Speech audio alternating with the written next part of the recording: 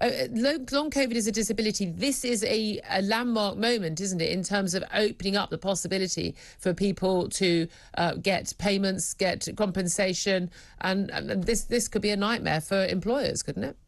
It is a landmark case because it's the first case where a tribunal, I hasten to add, only at tribunal level, has deemed that long COVID is classed as a disability and covered under the Equality Act. Although it's very case specific, Julia, and you know, cases moving forward, they're going to have to look at the nuances of the individual and whether they've been impacted in the long term and the impact it has on their daily activities. So it is just one case, but yeah, do agree that this will open the potential floodgates for many other claimants saying that they have a case to be Absolutely. answered. And the thing is that there is a massive variation. People who've been seriously unwell, who've been in ICU and can have long-term organ damage, absolutely, we all understand that. And there are some people who have been severely hurt by even having had quite mild cases of COVID where they really have suffered incredibly and find unable to work, etc. We've also got a lot of people claiming to have long COVID. And again, a lot of this is just someone, you know, it's their perception of what they have,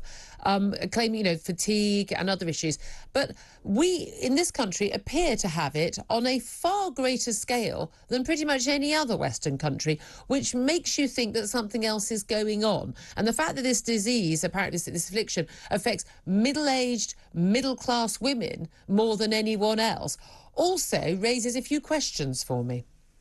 Yeah, I mean, as I said, it's going to have to be any determination of whether this is a disability is going to have to be very case specific. You're going to have to look at the individual. There's a test to determine this. Have they suffered in the long term? That's generally 12 months. Have they had the symptoms of long COVID for over 12 months? And is it impacting things like their ability to walk, their ability to sleep, their sleep deprivation, potentially loss of appetite? So, you know, they're going to have to get down into the nitty gritty to define if it's a disability, and that will hopefully, fingers crossed, negate all the frivolous claims that may come up with this. And that's it, because there will be people who genuinely do have long COVID. It is a thing. We know it's affecting people's hearts. We know, we know that some of the fatigue and people who are, really, outgoing, physical, athletic people who have just been totally and utterly, become housebound by it. So, I'm not making light of these people. But we also know that when they ask people symptoms, do you have any of these symptoms? Do you believe you had long COVID? Or had, and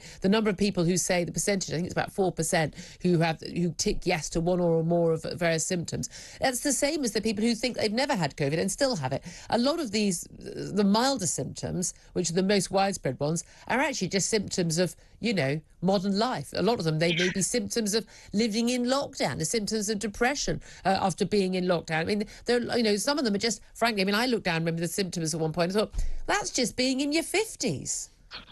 Yeah, of course, everyday COVID exhaustion, general COVID exhaustion of the last 2.5 years. I'm sure we're all tired of that. So, yeah, it's going to have to be substantiated by a medical report. It's going to have clear objective evidence to support the fact that they are impacted substantially and adversely in their everyday lives. So, yes, sadly, sometimes we do have frivolous claims. We do have serial litigants that will try it on, for want of a better phrase. Hopefully the legal system will witter them out and make sure that they are just substantiating those that have truly got merit and are supported by medical evidence.